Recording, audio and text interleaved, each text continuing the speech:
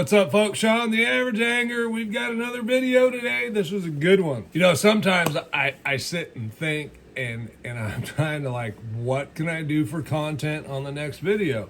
I got to keep a pad of paper around because things come to my mind and I'm like, that's it. That's a great one. And then I forget. It's just part of the aging process, I think.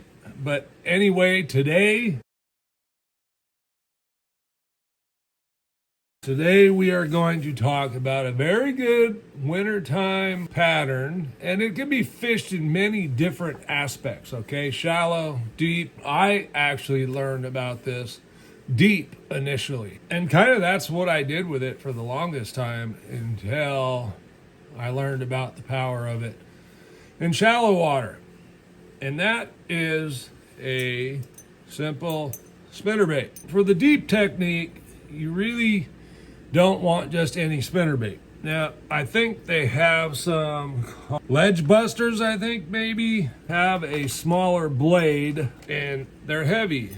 See how this weight carries down the shank of the hook? Starts here, but the weight carries down the shank of the hook.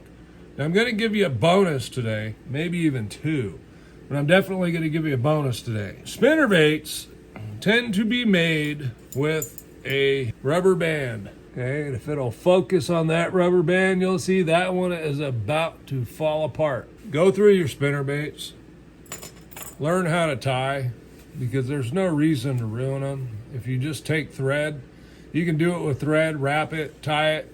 It's just like a hand-tied jig. You can use wire if that's what you want to do. If you don't know how to tie, you can use some thin wire. But do something to preserve your spinnerbaits. Once you've done them, you won't have to worry about it again. Now, this one's not too bad. These blades aren't oversized. And I mean oversized, like if you saw that one there. Okay, that's going to take a long time to sink. Okay, here's another one here. Same deal, right? That big old blade back there is going to take a long time to sink.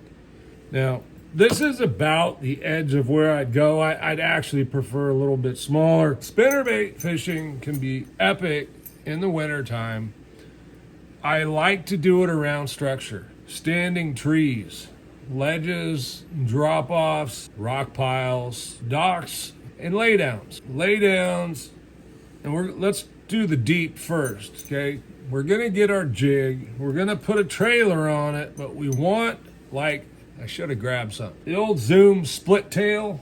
You don't want a trailer that's gonna catch a lot of water. We just want the profile. So maybe even a short spunk shad, just something to put back there that's not gonna have a ton of movement or slow the fall of the bait. Really, we just don't want it to slow the fall of the bait. So you could use any of these juggle minnow type things now would be fine. It's just to give it the profile.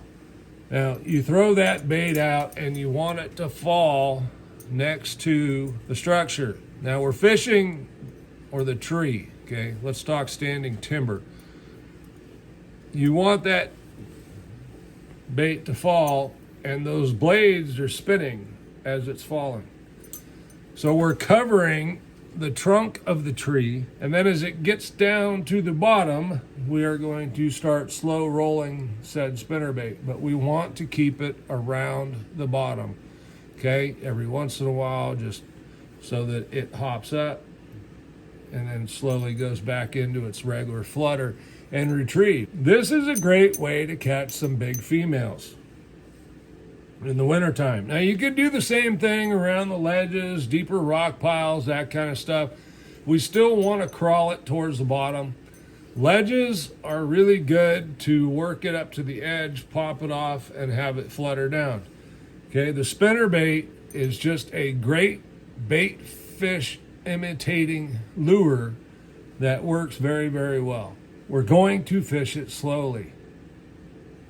Puts out great vibration. Fish will track it down, come and get it. But we want to put it in their home. We want a high percentage. Moving towards the shallower stuff. Docks, laydowns, these kinds of things where there's cover around. That is where we are going to reach for some of our big blades. And the reason we want big blades, and these are not techniques, folks, to get 25, 30 bites in a day. These are techniques to catch a few good fish. This is perfect because it kind of has a built-in trailer. Okay, big blade. This is a Strike King. That big blade's going to make it so that we can retrieve that bait slowly. It's going to keep it up so we can pretty much decide how deep we want it. We can adjust our rod tip up for shallower, down for deeper, and then our retrieve speed. Again, we're not going to need to do a whole lot on the retrieve, consistent retrieve, maybe every once in a while a little rod, just enough to make that skirt kind of flare. The blades do a little something different and then return back to its normal retrieve. Spinnerbaits can be a great technique, okay? The water's dirty, all the better. Spinnerbaits can be phenomenal. Now, the easiest way to fish a spinnerbait in the wintertime is when you got a stormy day, wind's blowing a bit, you got some rain, it's overcast, stained water. Yeah, the stained water. That is a great time to pull out the painted blades and go running bank, okay? You're gonna stay out, but we wanna throw it up to the bank and work it out some. Down a slope, on flats, anywhere where you think those fish are feeding. So we're throwing this into banks with wind blowing on them. You got bluff walls with wind blowing in them. Same thing, okay? The painted blades show up very, very well in the water. We still get the vibration from the spinnerbait. It makes it easy for the fish to find it, and fish love feeding in those conditions. Storms, right? A bonus, and look, folks, you'll see I have all kinds of spinnerbaits. Look at that little small spinnerbait, that big old blade. It's all tarnished, needs to be cleaned up. Spinnerbaits can win you tournaments if you're a tournament angler. Another technique, and this one people aren't going to want to. This is kind of a screwy one, okay?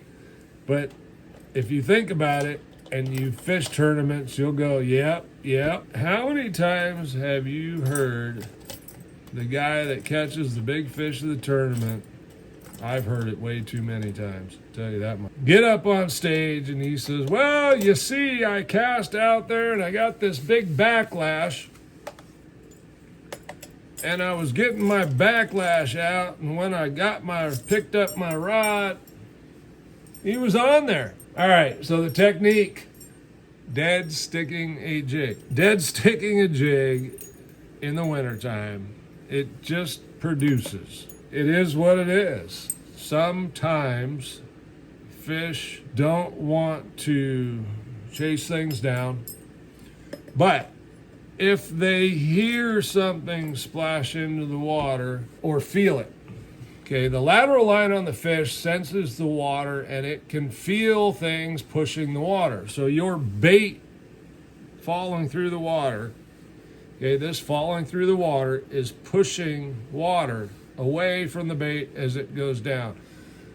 Bass in the area can feel that. Their predatory instinct, they will come over and look to see what's going on. Now, a jig, especially a round rubber jig, as it's sitting on the bottom, will pulsate in the lake's natural current. And there's always some sort of current in the lake, believe it or not, okay? A boat runs by, the same thing's happening as a lure. It's pushing that water. So we're not talking about major water push by the time it gets down to where your bait may be, but we're talking about subtle movements in the water that will help that skirt pulsate. How many times have you guys thrown on a bed fish, and you throw it up there and you see that big female swim off? Well, if you just leave it there, she comes back. It's the same thing with dead sticking. Now, I do want to make it clear, I do not suggest you go out and spend all day dead sticking. I suggest you try it in key areas. Again, those ledges, drop-offs, laydowns. What else we got? Docks, rock piles, those kinds of things. Places where you know there's fish. Maybe you can't get them to bite.